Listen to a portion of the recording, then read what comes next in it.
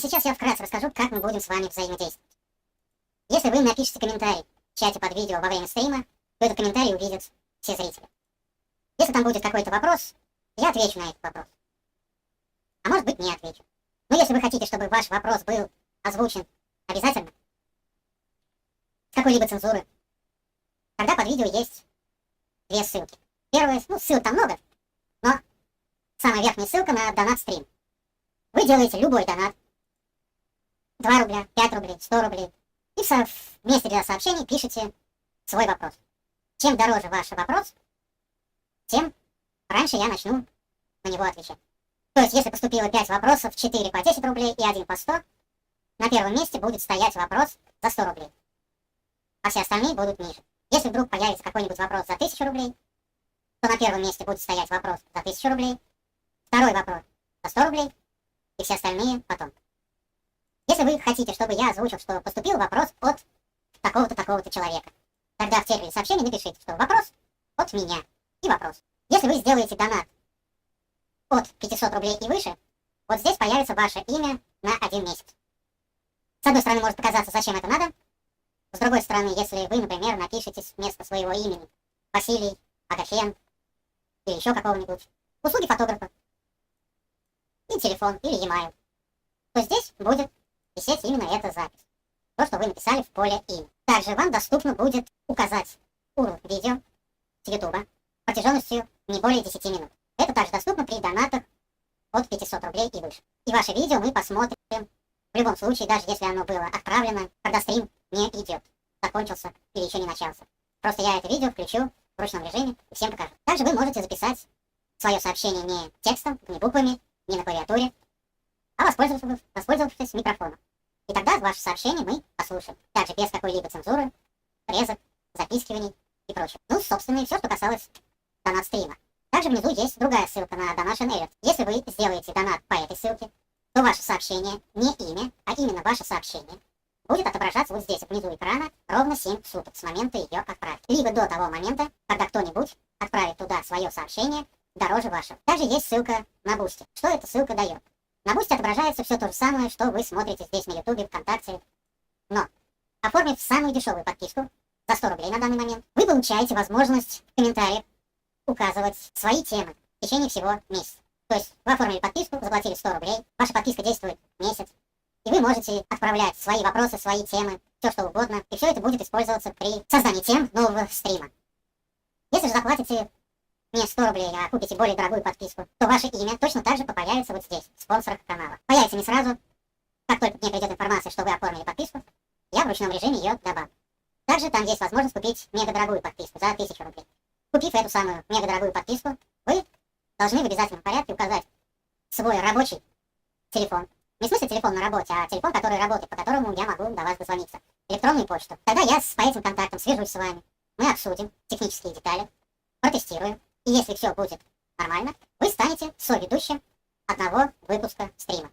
Как это будет выглядеть, я на данный момент не могу сказать. Все зависит от ряда фактов. Если будет возможность сделать видеосвязь, я сделаю видеосвязь. И тогда рядом с моей мордой лица будет ваша морда. Будет возможность просто поговорить, не знаю, например, через звонок, через какой-нибудь мессенджер. Мы сделаем так, чтобы было видно меня и слышно вас.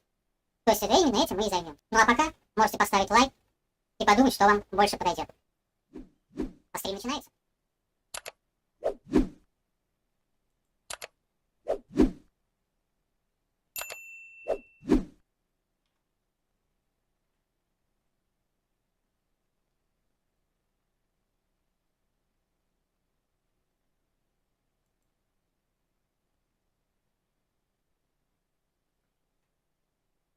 Всем привет! Все работает, новый стрим идет.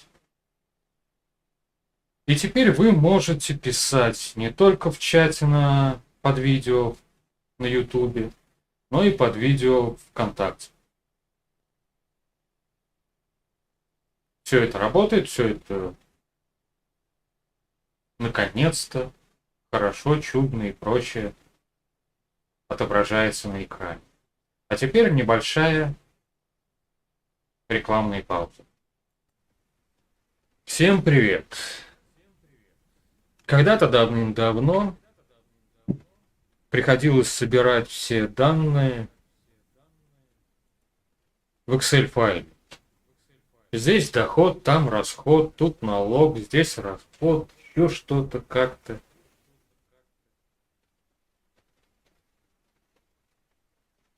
Потом на смену Excel пришли всякие разные сервисы. И все бы ничего, но просили каких-то совсем неудобных денег и работали, если честно, ну, нежно и ласково выражаясь, через пень-колоду.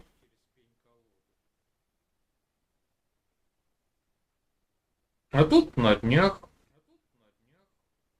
в мои руки попала ссылочка на один такой сервис. Ссылка на него в описании под видео.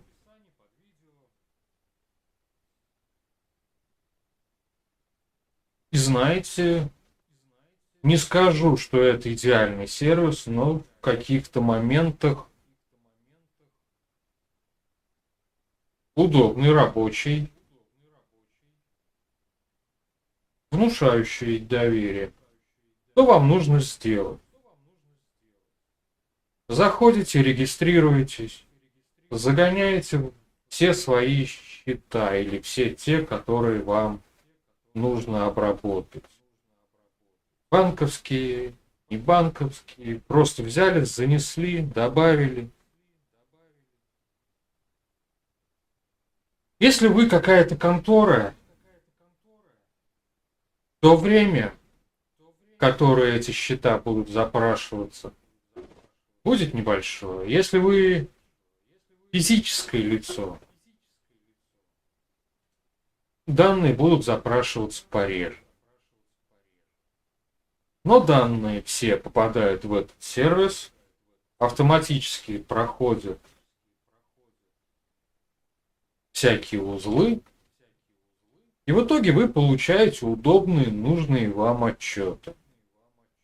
С графиками, со стрелочками.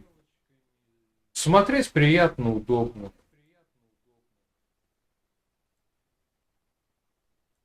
Если вы раз в месяц, раз в неделю, раз в какой-то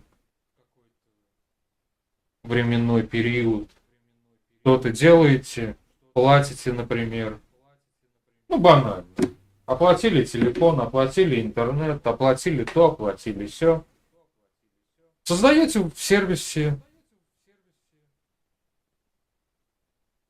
небольшую, ну, назовем давайте это таймером. Раз в месяц оплатить мой телефон. Раз в месяц оплатить мой интернет. Создали. Все, платежи будут проходить автоматически. Боитесь то, что не справитесь?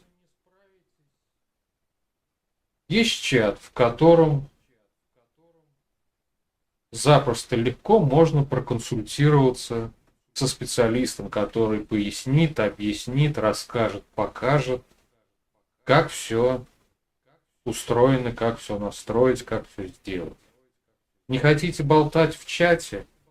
Поставьте себе Zoom и будете смотреть, как тот же специалист показывает, рассказывает, делает, настраивает, объясняет. Да, цена тоже не сильно дешевая, но с другой стороны все работает вроде как бы на славу. Но все равно есть какое-то такое небольшое...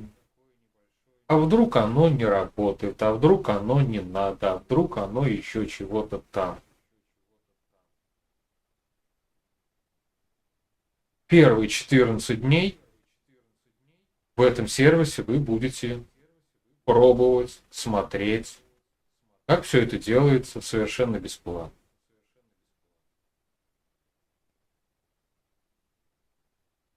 Переходить по ссылке, не переходить, это дело ваше.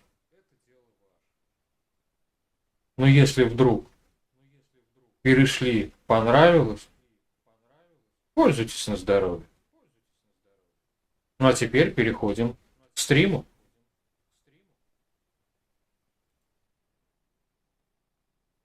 Ну а теперь давайте начнем сам стрим.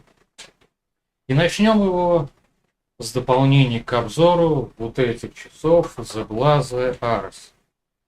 В принципе, это дополнение я хотел еще в прошлый стрим сделать, но что-то забыл и не сделал. Ну, в принципе, около месяца я хожу с этими часами. Что я могу про них сказать? Начнем с плохого. Недостаток. Эти часы никак нельзя настроить без приложения. А настраивать время от времени придется. Потому что показания уровня заряда аккумулятора отображается всего 4 градациями. Сняли с зарядки 100%. Походили немножко 75%, 50%. Потом падает до 25%. Если вы пропустите этот момент, когда 25 просто закончится, а не будет никаких 20, 18, 10, 8, 6, 5. Было 25, как эта четверть израсходуется, сразу будет 0. Они просто-напросто выключатся. Вы их поставите на зарядку, они зарядятся. И вы увидите время, которое началось с 0 часов, с 0 минут, с того момента, как они включились. Дата будет 1 января, соответственно. Хорошо еще 22 года. Потому что, ну, по крайней мере, моя модель, вернее, не модель, именно мои часы сделаны в этом году, скорее всего. И чтобы все это изменить, вам придется установить приложение, привязать часы в этом приложении к телефону, а время установится автоматом, с часами синхронизируется. Скачаете циферблат, установите его на часы, и после этого приложение можно будет удалять.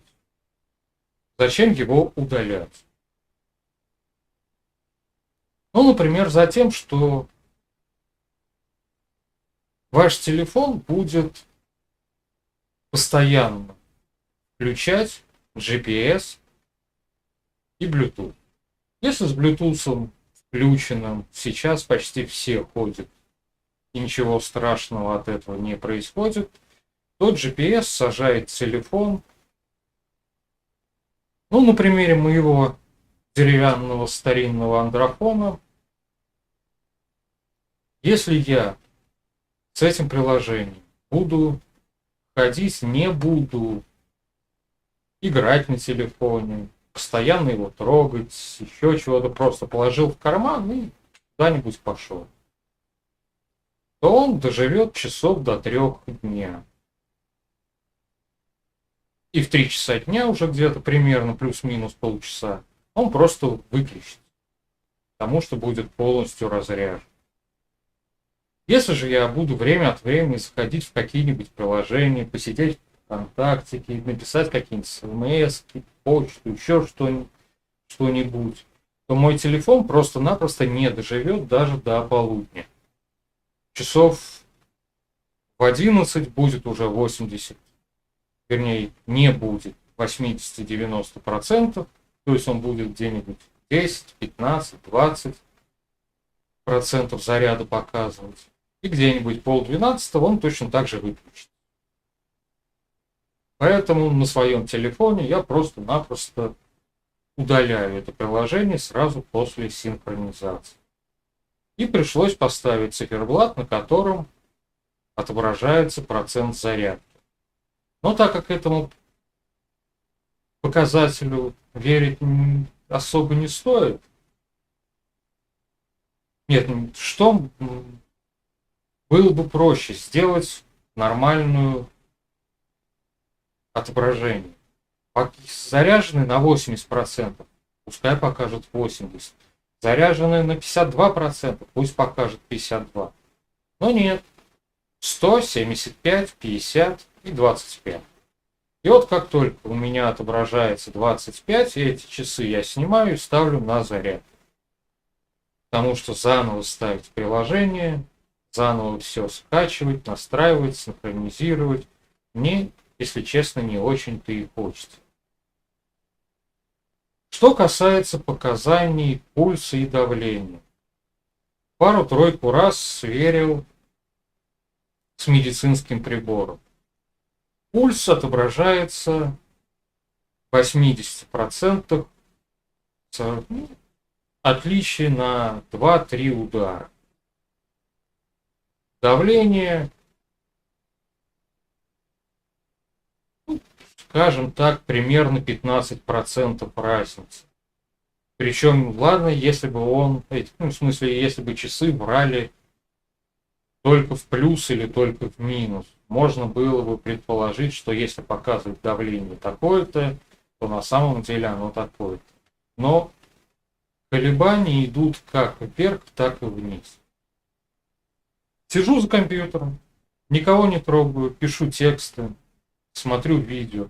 То есть ничего такого волнующего, пугающего не делаю. Смеха ради, пока один процесс на компьютере долго идет, дай, думаю, посмотрю, какой пульс. Пульс 180 ударов. Ну, думаю, в принципе, с таким пульсом пора уже и помирать. А чувствую я себя тихо, спокойно, хорошо, сердце не стучит, я его не слышу. Пойду-ка я на медицинском приборе проверю. Проверил. Разница практически в 3 раза. Поэтому в установленном приложении есть такая возможность отключить замер пульса. Отключил. Нет, я, если захочу измерить его в ручном режиме, он включится, измерит и выключит. Но постоянно мерить не будет. А если он не будет постоянно мерить, значит не будет тратиться аккумулятор.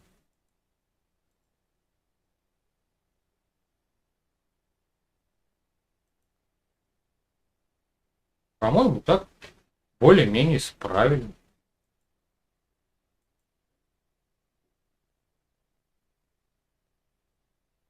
В принципе, ссылка на эти часы под видео есть. Если вы вдруг захотите эти часы приобрести,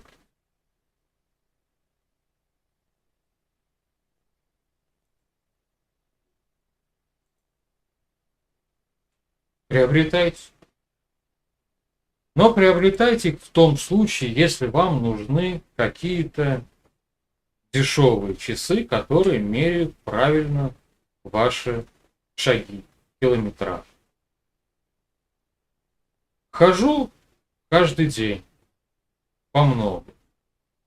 И решил просто пройду определенным маршрутом и сравню его, вернее, сравню показания на часах с показаниями на Яндекс.Карте.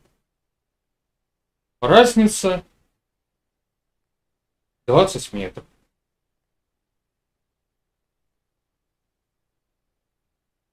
Может быть, Яндекс ошибся, может быть, часы ошиблись. Не знаю. Но с учетом того, что было пройдено около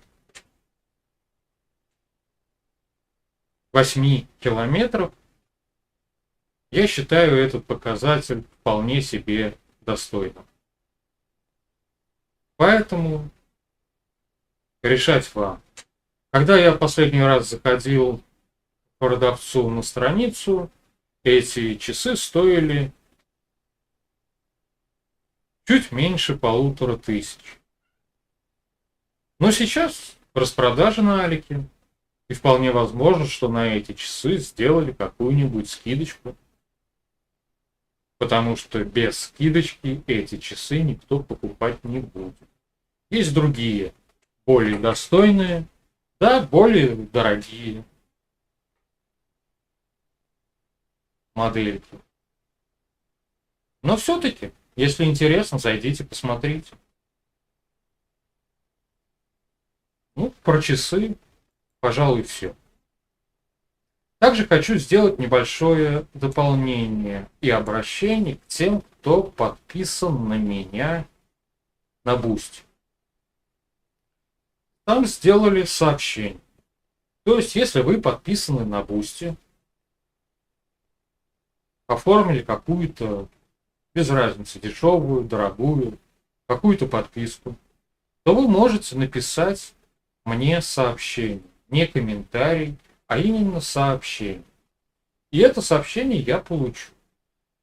Ну, вроде бы, что такого, ничего интересного, особенного нет. Но фишка заключается в том, что вы можете написать сообщение, в котором пожелать какое-нибудь задание. Например, вроде того, что мы видели в начале моего стрима. И к этому сообщению приложить какую-нибудь сумму денег. Эта сумма никак не реагируется, а если она, ну, с моей стороны, я имею в виду. Но если я увижу, что вы приложили какие-то деньги, то эти деньги я получу только тогда, когда выполню это ваше задание. К примеру, вы захотели увидеть рекламу своего аккаунта в какой-нибудь социальной сети. Я сделал небольшой видеоролик, 10, 20, 30, 40 секунд. Мы с вами договорились, вы его посмотрели, одобрили. И после этого в начале следующего стрима все посмотрят этот видеоролик. А те денежки, что вы приложили к выполнению задания, будут, соответственно, у меня. И все довольны.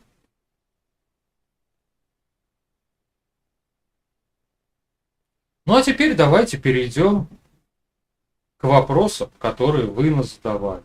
Хотя нет, еще одно небольшое упоминание.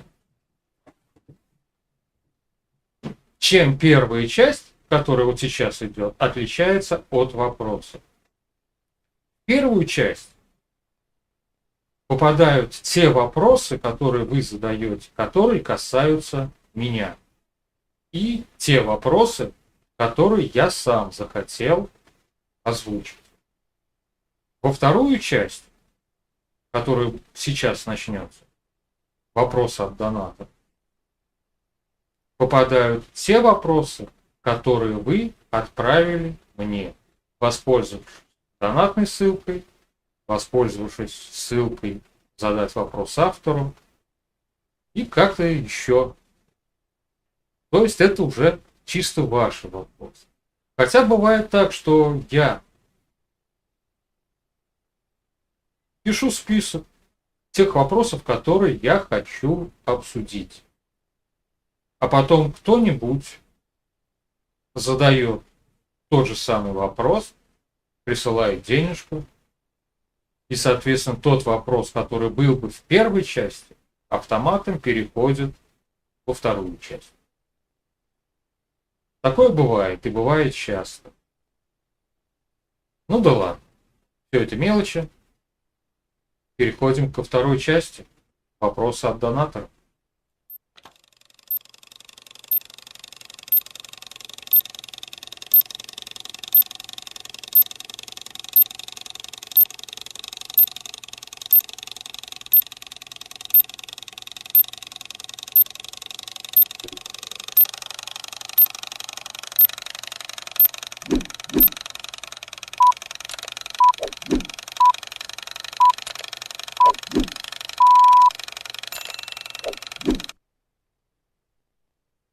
И первым вопросом от донатеров будет вопрос, даже не вопрос, а обсуждение того факта, что спрос на пиратский Windows вырос на 250%. Кто не в курсе, скачать, купить Windows официально у Microsoft мы теперь не можем. Мы это россияне и белорусы. просто-напросто покупка, скачивание, как дистрибутива Windows 10.11, так и скачивание обновлений к этим самым системам. Ёкнулось. Санкции, все такое прочее. Ну и отсюда, соответственно, если мне нужно установить Windows на компьютер, но я честный, законопослушный гражданин и не могу скачать его с Microsoft, то что мне делать? Варианта два. Первый вариант – установить какую-нибудь бесплатную приблуду вроде Linux, Ubuntu, еще что-нибудь, какую-нибудь систему. Это сошло бы за решение вопроса, если бы я, допустим, ставил все вот это на компьютер, на котором бы я лазил по интернету, смотрел видео с Ютуба, например, и все. Но если мне нужно пользоваться определенным софтом, нужно делать какие-то задачи,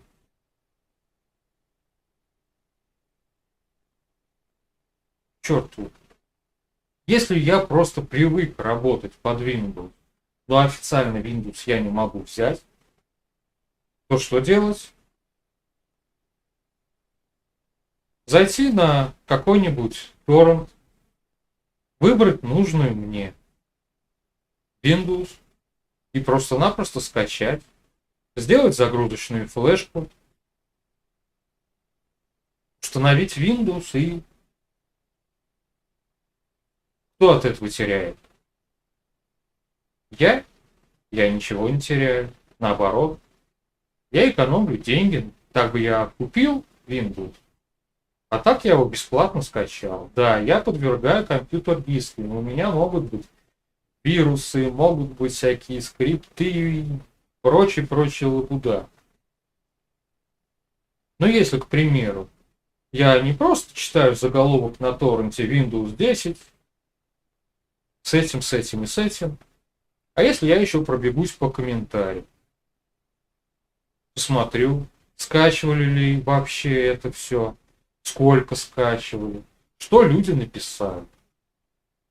И я вижу, что если люди что-то написали, и если кому-то что-то не нравится, то он обязательно придет и напишет это в комментариях. И если никто не ругается на вирусы, на всякие заподлянки, косяки и все такое прочее, то почему бы мне не воспользоваться коллективным мнением и не скачать этот самый Windows, не установить его на свой компьютер? Вот на данный момент на моем компьютере установлена Windows 10. Купил ли я ее? Нет. Работают ли на ней программы, которые мне нужны? Да. Плохо ли мне от этого пиратства? Нет.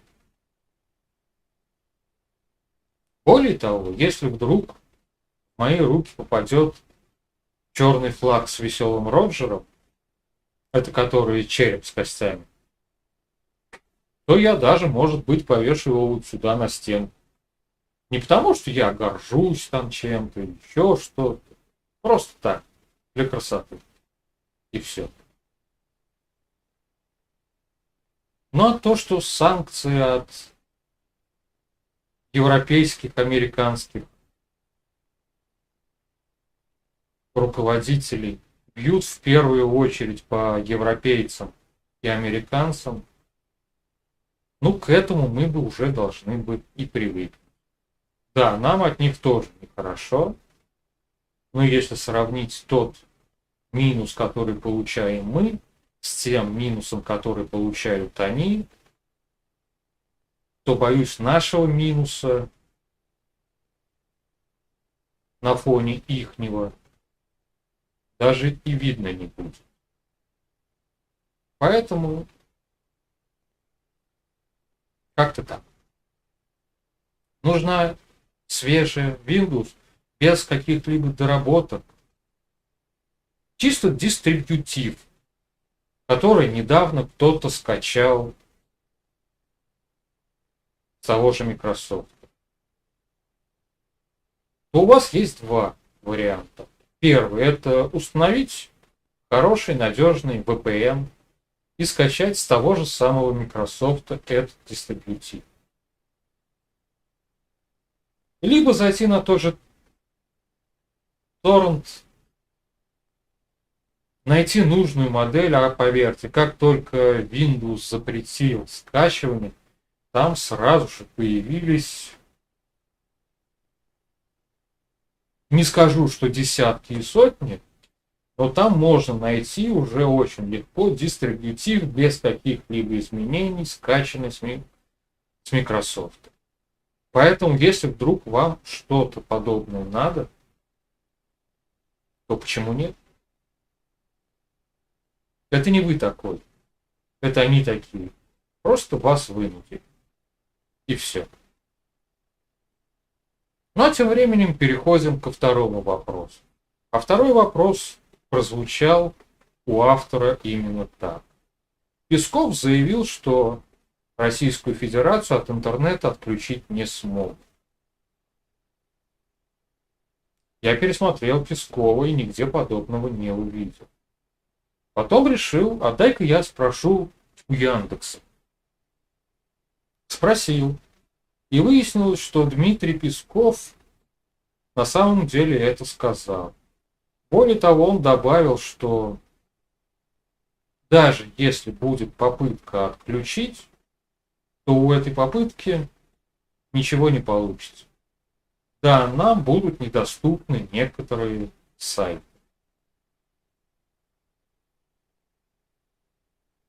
Но интернет, он большой. Нет на этом сайте, есть на том.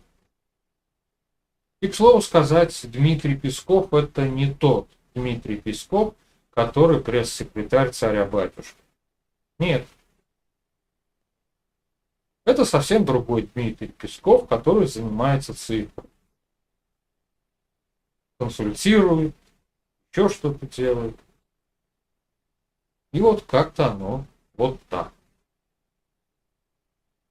Поверим Дмитрию Пескову на слово. VPN мы уже все научились пользоваться. Ну или почти все. Кому надо, тот точно научился. Ну, отключит. Посмотрим. Как говорят в народе, на любой хитрый болт всегда есть хитрая гайка. Нельзя пройти прямо, пройдем криво. Следующая новость звучит именно так. Яшин мудак задержан полицией. Знак вопроса. Если просто мельком полистать интернет, то мы уже увидим то, что тексты Яшина о том, что мне пора бежать, убегать из России, потому что здесь на меня объявлена война. Меня, скорее всего, убьют. Но я думаю, что просто-напросто Яшина решили спасти.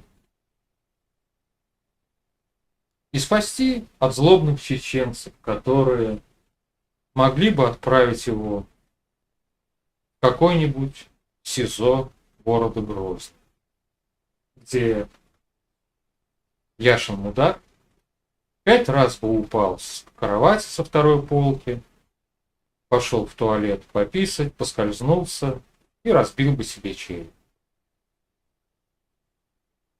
А так, за неподчинение сотрудникам полиции он всего лишь навсего задержан на 2 недели. И все. В принципе, против него идет небольшое следствие, и если вдруг окажется, что что-то там не так, на мой взгляд, дискредитация вооруженных сил Российской Федерации здесь идет прямо открытым текстом, то наш господин Яшин мудак отправится уже не на 2 недели, а на немножко побольше. Ну, с учетом того, как быстро все забыли про Лешу Наваленного, про Яшина мудака не вспомнит никто примерно через 2 или даже 3 дня. Ну да, был такой. Куда-то пропал. Сидит, ну ничего. Как говорят на Руси, от сумы и от тюрьмы не зарекайся. И следующая новость, в этот раз последняя. Это Россия взорвала торговый центр в Кременчуге.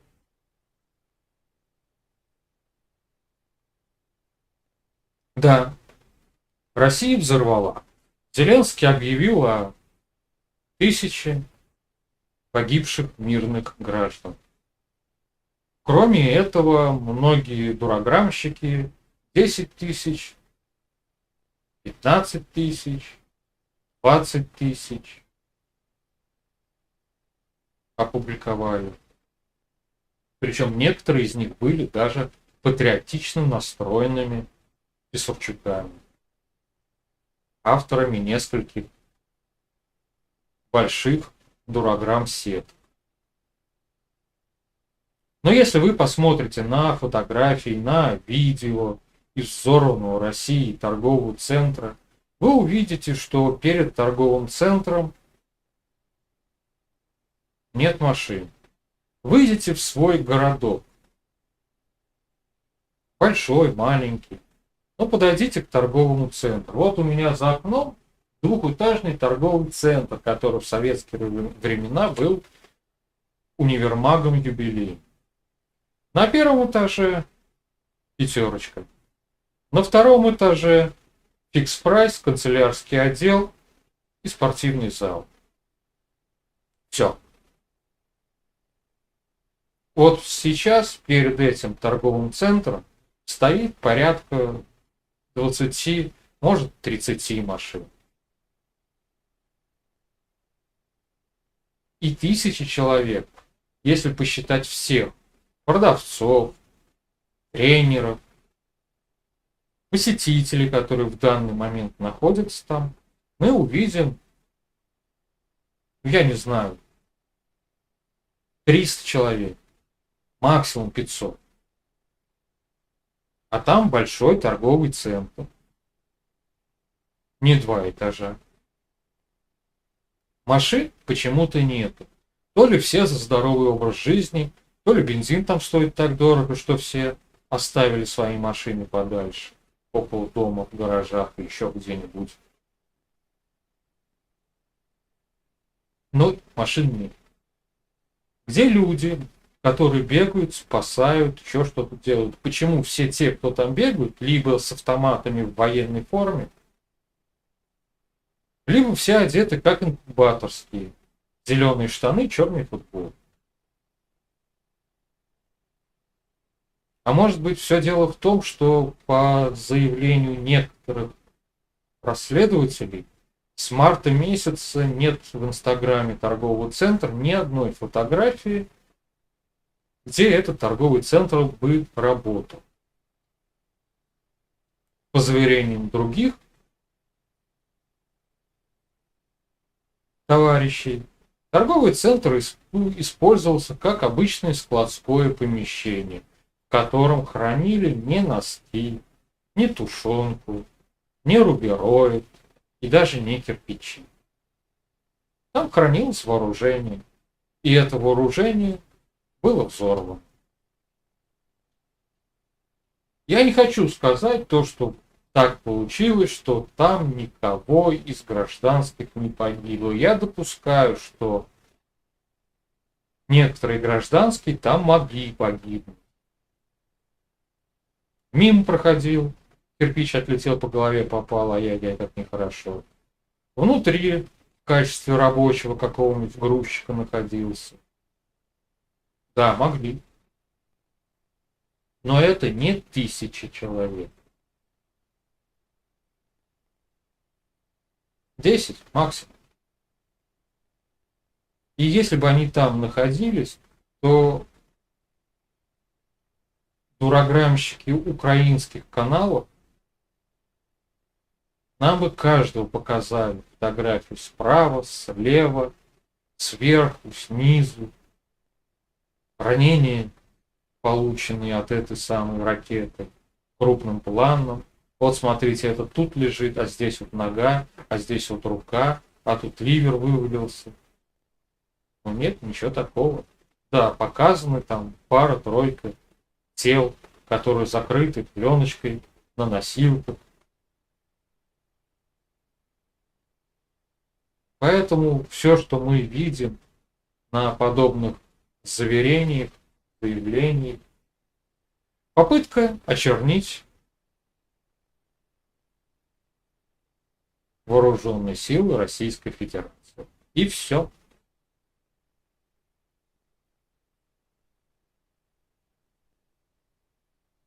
И к этому самому заявлению некоторые люди пишут вопрос, почему я не поддерживаю специальную войсковую операцию. Пишут, как правило, либо в комментариях, либо еще где-то, то есть совершенно бесплатно. Поэтому этот вопрос, во-первых, он уже озвучивался раза 3-4 в моих стримах, но в завершении этого стрима я его озвучу еще раз. Я не поддерживаю. Я не поддерживаю отчасти. Сейчас нам показывают специальную войсковую операцию, которая состоит из таких гуманистов. Ага, в этом доме сидят мирные граждане, и там чего-то, там где-то в каком-то этаже запрятались ВСУшники. Поэтому пока потерпим, попробуем как-нибудь их оттуда выкурить, но чтобы мирные не пострадали.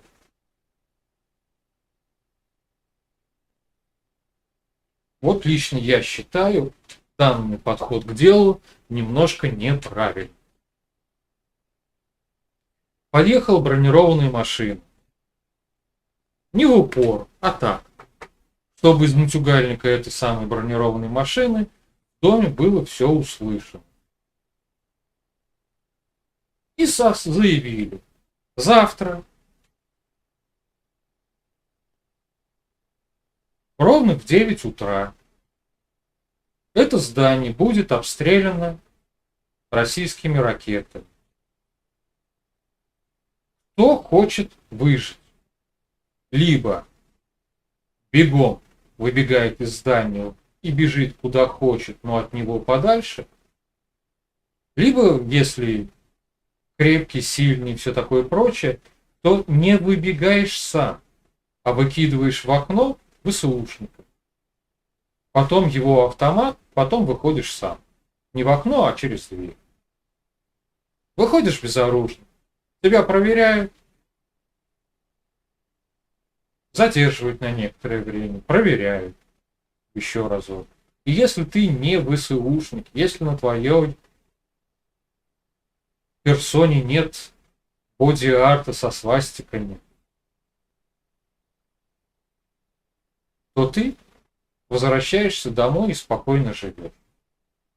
Если при попытке отобрать автомат у ВСУшника тебя пристрелят, ну, бывает.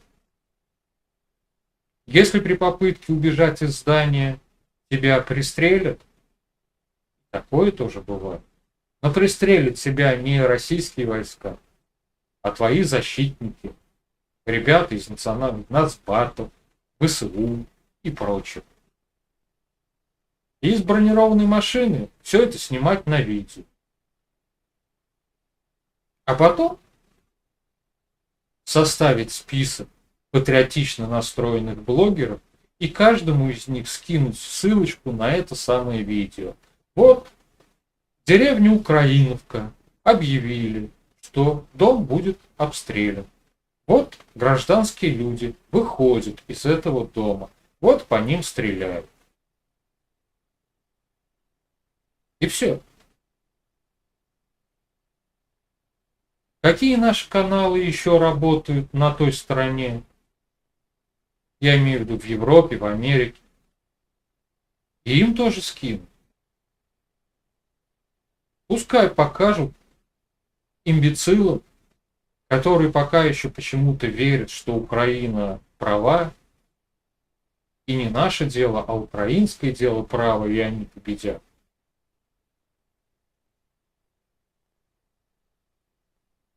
Им с нормальным переводом все это показать, все это объяснить. Да, для дураков это не дойдет. Но дойдет, допустим, до какого-нибудь техасского хмыренка. После 2 видео этих хмыренков будет уже не 1, а 21. Потом 101. Потом 501. А потом Байдену придется потратить в 2, 3, 4 раза больше денег, чтобы заново избраться своим новым президентом.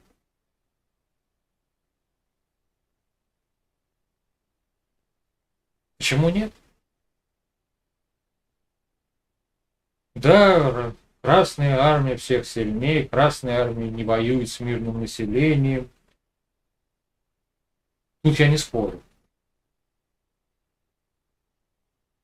Но почему российский солдат должен получать пулю при попытке освободить мирное население? Если это мирное население не делает абсолютно ничего, чтобы освободить себя. Может быть, оно не хочет быть освобожденным? Нет, я не спорю, когда в заложниках сидят мамы, детишки. Тут я не хочу, чтобы какие-то не крепкие создания шли на пулю, под пулю, воевали и все такое прочее.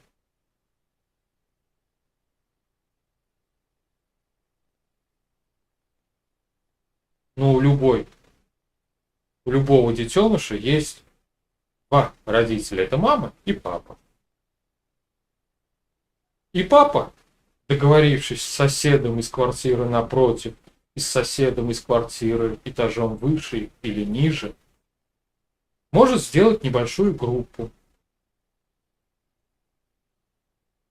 И взяв, допустим, с кухни топорик, острый кухонный нож, подняться к ВСУшникам и предложить им свою помощь. Ребята, давайте мы вам поможем. Мы так боимся российской армии, что просто-напросто не хотим, чтобы они все это разбомбили. Давайте говорите, что надо делать, мы сейчас все это сделаем. Если в такой возможности, пока там одни будут объяснять, другие слушать, махнуть ножиком, взмахнуть и опустить топорик, отобрать автомат и уже автоматом расстрелять кого-то где-то как-то. Да, могут погибнуть. Но специальная войсковая операция проводится Россией, а украинские граждане пока украинские граждане, и они на войне. И опять же, одно дело его расстреляют, а другое дело весь дом взорвут ракеты. Разница какая-то есть? Ну а пока вы думаете по поводу этой разницы, я сообщаю вам, что мы увидимся с вами через 4 дня. Всем пока. Жду ваших вопросов, пожеланий, комментариев. Ну, собственно, и все. Заходим на Boosty, ссылка под видео. Отправляем задание.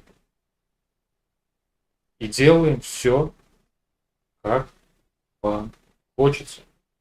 А теперь всем пока.